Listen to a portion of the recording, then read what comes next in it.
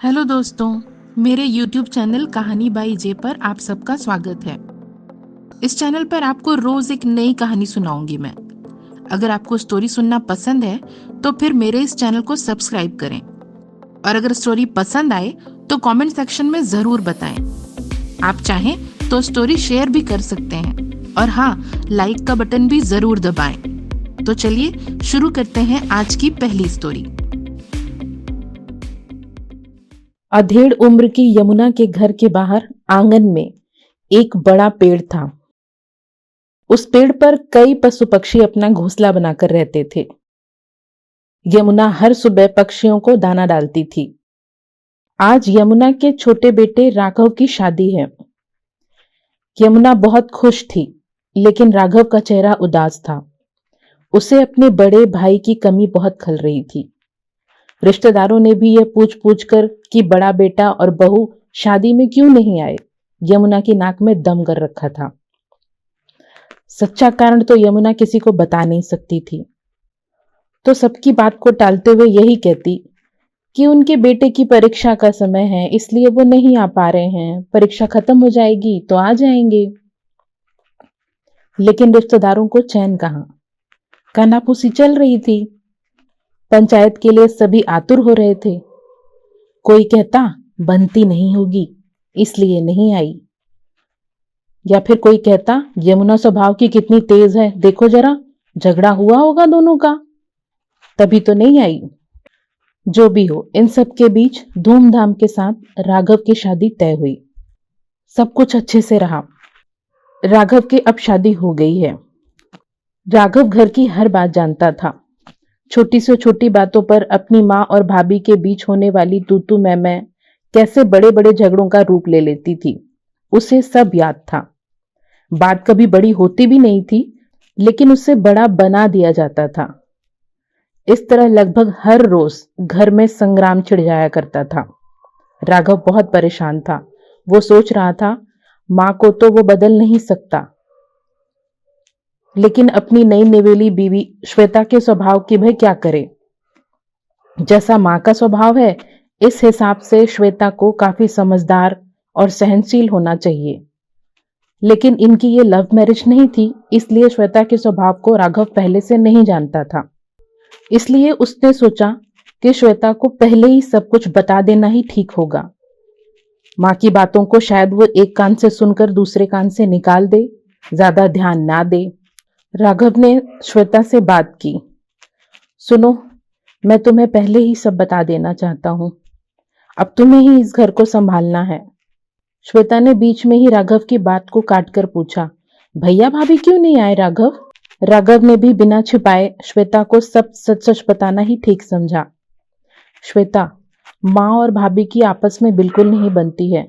छोटी छोटी बातों पर बड़े बड़े झगड़े हो जाते हैं इनके। लेकिन एक दिन तो माँ ने सारी हदें पार कर दी। भाभी की गलती बस इतनी थी कि वो बिना नहाए ही रसोई में आ गईं। माँ का पारा चढ़ गया। तू मैं से बात शुरू हुई और बात इतनी बढ़ गई कि माँ ने वो कह दिया जो उन्हें नहीं कहना चाहिए था। माँ ने उन लोगों को घर से निकल जाने को कहा। भैया ने भाभी की तरफ से बात करने की कोशिश की तो माँ का पारा और बढ़ गया। माँ ने उन दोनों को ही घर से निकल जाने को कहा। रोज रोज की कलह से वो दोनों भी थक चुके थे और एक ही शहर में अलग अलग रहने से बेहतर ये था कि भैया ने अपना तबादला करवा लिया। थोड़ी गलती भाभी की भी होती थी। उन्हें भी वो काम नहीं करना चाहिए जो उन्हें पहले से पता है कि माँ को पसंद नहीं, लेकिन वो भी कभी कभी अपनी चलाती थीं। सहनशीलता की कमी तो उनमें भी थी।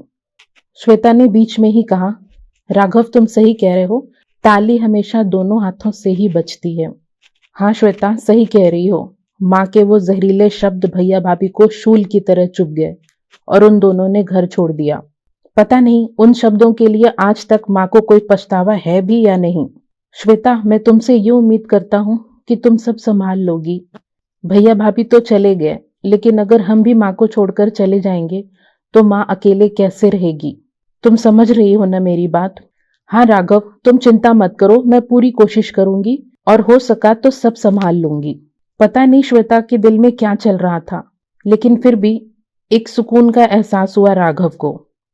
एक उम्मीद सी बन गई उसे कि शायद अब सब कुछ ठीक हो जाएगा। दूसरे दिन सुबह उठकर श्वेता ने कहा, राघव, अच्छा हुआ तुमने मुझे सब बता दिया। अब मैं माँ के साथ सामंजस्य बिठाने की कोशिश करूंगी और वैसा ही सब कुछ करूंगी जैसा वो चाहती हैं। तुम्हारा बहुत बहुत शुक्रिया श्वेता, मुझे तुमसे यही उम्मीद थी। और दूसरे ही दिन से श्वेता के संघर्षों से भरी जिंदगी की शुरुआत हो गई। उसने राघव को तो दिलासा दे दिया था कि वो सब कुछ संभाल लेगी, लेकिन उसके मन में तूफान उठ रहा था। कई सवाल उठ रहे थे। वो सोच ही रही थी कि हे भगवान, अगर माँ का स्वभाव इतना तेज है तो वो कैसे निभाएगी। ठीक है, जो भी होगा देखा जाएगा। कुछ समय तक दिन ऐसे ही बीतते रहे। शुरू शुरू में अपनी बहू पर प्यार बरसाने वाली यमुना धीरे धीरे अपने स्वभाव के असली रूप में आने लगी। बात बात पर टोकना, श्वेता के हर काम में कमी निकालना, उसके हाथों के बने खाने का अपमान करना, सब शुरू हो चुका था। लेकिन राघव की बात को ध्यान में रखते हुए श्वेता ने इस तरह की बातों पर बिल्कुल भी ध्यान नहीं दिया। धीरे धीरे दिन बीत रहे थे। यमुना की हर तीखी बात को हंसकर सुन लेने वाली श्वेता अकेले में आंसू बहा लेती थी और सबके सामने फिर वही हंसता हुआ चेहरा लेकर आती थी। धीरे धीरे समय बीतने लगा। अच्छे स्वभाव वाली बहू पाकर भी यमुना का स्वभाव नहीं बदला। उसमें एक बेटे बहू को खो देने के बाद भी कोई परिवर्तन नहीं हुआ। यमुना का व्यवहार दिन पर दिन बिगड़ता ही जा रहा था और श्वेता के सब्र का बांध भी लगता है अब टूट रहा था। राघव अब भी पहले की तरह सब कुछ जानता था, लेकिन श्वेता कभी कोई शिकायत नहीं करती थी। हर रोज की तरह यमुना आज भी आंगन में पक्षियों को दाना डालने गई। पतझड़ का मौसम शुरू हो चुका था। रात को काफी तेज हवा की वजह से आंधी ने अपना रौद्र रूप दिखाया था। यमुना ने दाने डाले, लेकिन दाना खाने कोई भी पक्षी नहीं आया। थोड़ी देर बाद यमुना ने सर उठाकर पेड़ की तरफ देखा। जो हरा भरा लहलहाता पेड़ था, अब उसके पत्ते झड़ चुके थे रात की आंधी की वजह से। ये देखकर यमुना बहुत दुखी हो गई। हरा भरा पेड़ कैसे पल भर में उजड़ गया। उस पर घोंसला बनाकर रहने वाले पक्षी भी आंधी के रौद्र रूप को देखकर अपना घोंसला छोड़कर कहीं दूर जा चुके थे। यमुना सोचने लगी, हरा भरा पेड़ कैसे सूखी टहनी में बदल गया। बिल्कुल खाली, बिल्कुल सूना। पक्षियों को आराम नहीं, पत्तों का साथ नहीं, इसलिए वो भी वहां से चले गए किसी और घने पेड़ पर अपना घोंसला बनाने, जहां उन्हें सुकून मिलेगा, शाम आराम से बीतेगी। यही सब तो चाहिए होता है ना आखिर सबको।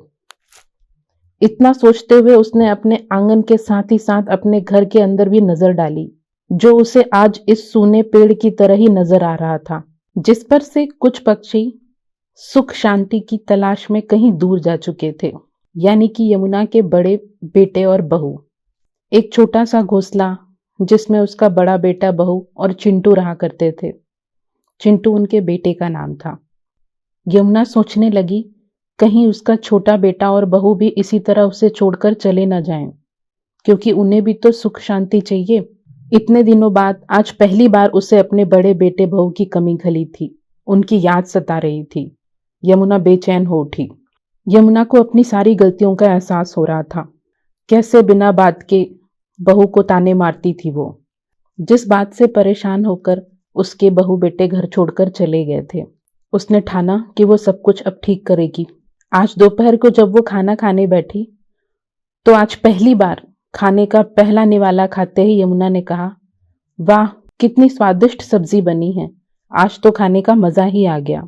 यमुना के मुंह से ये सब सुनकर श्वेता चौंक गई कि आज पहली बार उसके खाने की तारीफ की, लेकिन उसे ये लग रहा था कि शायद आज सब्जी मैंने इतनी अच्छी बनाई है कि माँ जी को कोई कमी ही नहीं मिली। बहू बहू कहकर श्वेता को आवाज लगाने वाली यमुना आज दोपहर से ही उसे बेटा कह के पुकार रही थी। अपनी माँ के अंदर आया ये परिवर्तन देखकर श्वेता बहुत खुश थी, लेकिन थोड़ी हैरान भी थी कि आखिर हुआ क्या। आज दिन भर कोई टोका टाकी नहीं हुई। घर का माहौल भी बहुत खुशी से भरा हुआ था, सुकून था, शांति थी। बहू के हर काम में मदद भी कर रही थी यमुना, उससे अच्छी अच्छी बातें भी कर रही थी। राघव भी ये सब देखकर बहुत खुश था। हंसी खुशी दिन बीतने लगे। एक दिन राघव ने यमुना से कहा, माँ आज भैया का फोन आया था, क्या मैं कुछ दिन के लिए उनसे मिल आऊं? यमुना ने कहा, पहले फोन पर बता तो दे। राघव फोन की तरफ बढ़ा, भैया को फोन लगाने के लिए। यमुना ने राघव के हाथ से फोन लेते हुए कहा कि रुक, मैं बात करती हूँ। अपने स्वाभिमान को छोड़कर यमुना ने बड़ी बहू को फोन लगा दिया और कहा, कैसी हो बेटी? उधर फोन पर दूसरी तरफ बड़ी बेटी अंजलि ये सब सुनकर सहम सी गई कि आखिर ये क्या हुआ, माँ जी का फोन आया है। वो कुछ कह ही नहीं पा रही थी। तभी इधर से यमुना ने फिर से कहा, बेटी, मुझे मेरी गलतियों के लिए माफ नहीं करोगी? बहुत याद आती है तुम लोगों की। क्या मिलने नहीं आओगे मुझसे? फोन स्पीकर पर था। यमुना का बड़ा बेटा माधव भी ये सब सुन रहा था। तभी अंजलि ने कहा, माँ आप ऐसे क्यों कह रही हैं? क्यों नहीं आएंगे? हम जरूर आएंगे। यमुना ने कहा, बेटी, मैं अपने गुस्से में बोले हुए शब्दों को वापस लेती हूँ। मैं तुम्हारा इंतजार करूंगी। अगर तुम मुझे माफ कर सको तो जल्दी ही तुम सब मुझसे मिलने आना। मैं जानती हूं ज्यादातर गलती मेरी ही थी। तुम्हारे जाने के बाद भी मुझे यह एहसास नहीं हुआ, लेकिन अब मैं सब समझ गई हूं। मुझे माफ कर दो और जल्दी ही मुझसे मिलने आओ।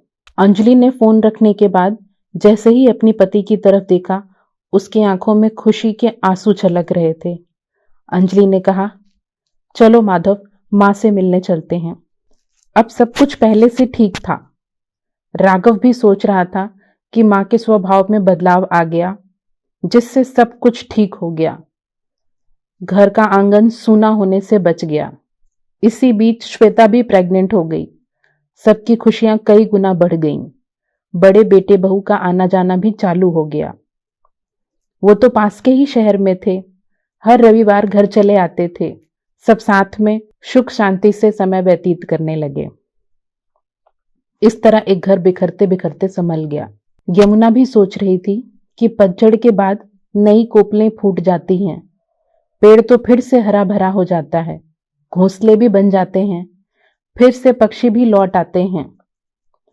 लेकिन अगर घर टूट जाए तो उसे वापस संभालना बहुत मुश्किल होता है। भलाई इसी में है कि वक्त रहते संभल जाएं। अब सब कुछ पहले से ठीक था। छोटे बहू बेटे भी साथ रहते थे। आंगन में बैठे यमुना फिर उस पेड़ को निहार रही थी जो फिर से हरा भरा हो गया था।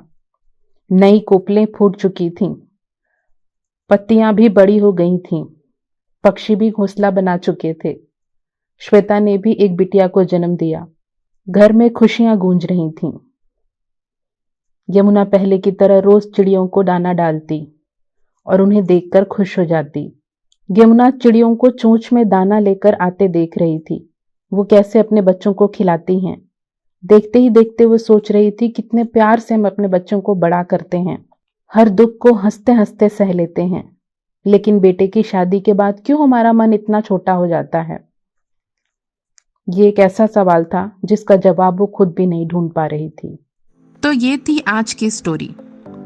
और अगर आपने पूरी स्टोरी सुनी है और आपको स्टोरी पसंद आई है तो कमेंट सेक्शन में ये इमोजी जरूर छोड़ें। बाकी आपकी जो भी राय है या मुझे कोई सलाह देना चाहते हैं आप, तो वो भी कमेंट सेक्शन में जरूर बताएं। तो चलिए मिलते हैं कल फिर एक नई स्टोरी के साथ। तब तक के लिए अपना ख्याल रखिए।